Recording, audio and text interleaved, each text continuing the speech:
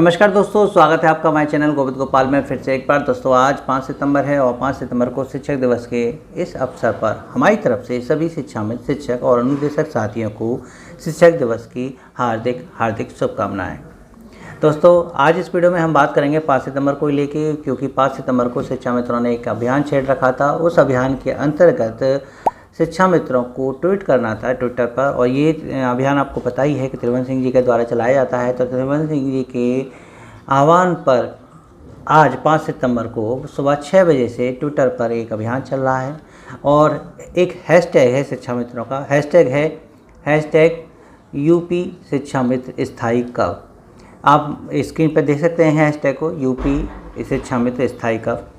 ये हैशटैग सुबह 6 बजे से ट्रेंडिंग में रहा है। मतलब सुबह 6 बजे से इस पर लोगों ने ट्वीट करने शुरू किए। तो ये जो है बहुत ऊपर तक आया, सेकंड थर्ड नंबर तक भी आया, फिर कम हो जाते हैं, फिर नीचे आ जाता है। 21-22 नंबर पे भी आ चुका है, 27 नंबर पे भी आ चुका है।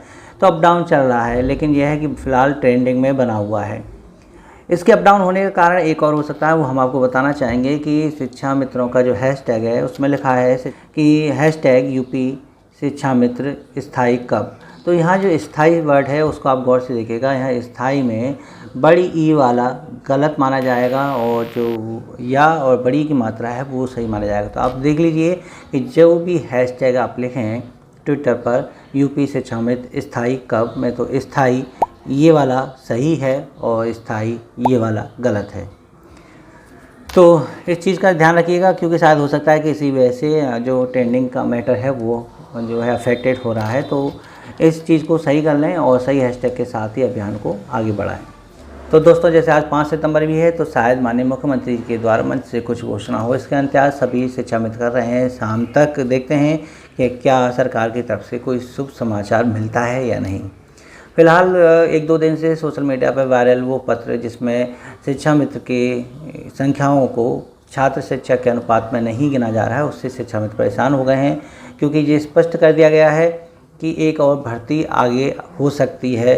कमेटी बनाई गई है, रिक्त पदों के सापेक्ष अगर जितनी रिक्तियां होंगी उसके हिसाब से भर्ती करेगी। तो वहाँ पर उस लेटर को पढ़ के ये समझा जा रहा है कि यहाँ पर शिक्षा मित्रों को नहीं काउंट किया जा रहा। तो शिक्षा मित्र के पद फिर सुरक्षित कैसे हैं, यानी कि जो बची हुई सीटें होंगी उन पर अगर कंपटीशन हो जाएगा, टेस्ट हो जाएगा, एग्ज़ाम हो जाएगा, तो नए अभ्यर्थी आ जाएंगे। फिर शिक्षा मित्रों के लिए कौन से पद शेष रहेंगे।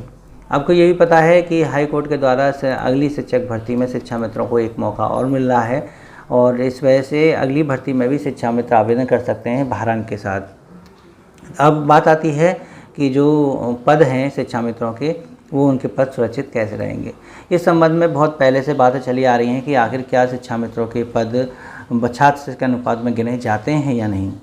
वैसे उस लेटर को पढ़ के हमें यही लगा कि वो लेटर किसी काउंसलिंग से रिलेटेड है, जहाँ पर कोई काउंसलिंग होने जा रही है और उस काउंसलिंग में किस तरीके से वरीयता बनेगी, किसको वरीयता दी जाएगी, और उसी के अकॉर्डिंग बताया गया है कि जब भी कोई भाई नवीन नियुक्ति होती है, वो विद्यालय में जाता है, तो वहाँ उस विद्यालय में छात्र के अनुसार ही शिक्षकों को भेजा जाता है। वहाँ से शिक्षा मित्रों की संख्याओं को नहीं गिना जा रहा है। 68,500 में भी ऐसा हुआ, 69,000 में भी ऐसे ही हुआ। तो शायद वही आदेश अब भी है, लेकिन चिंता इस समय ज़्यादा है क्योंकि अब समय कम है, एक ही से भर्ती बची है और सरकार के द्वारा अभी तक कोई घोषणा नहीं की गई है। खैर जो भी होगी अपडेट, हम आपको अपडेट कराते रहेंगे अपने चैनल के माध्यम से। बस आपको हमारे चैनल से जुड़े रहना है, चैनल को सब्सक्राइब करना है और वीडियो को लाइक और शेयर करना है। तो आज इस वीडियो बस इतना ही। हम आपसे फिर मिलेंगे नेक्स्ट वीडियो में, तब तक के लिए बाय बाय, टेक केयर।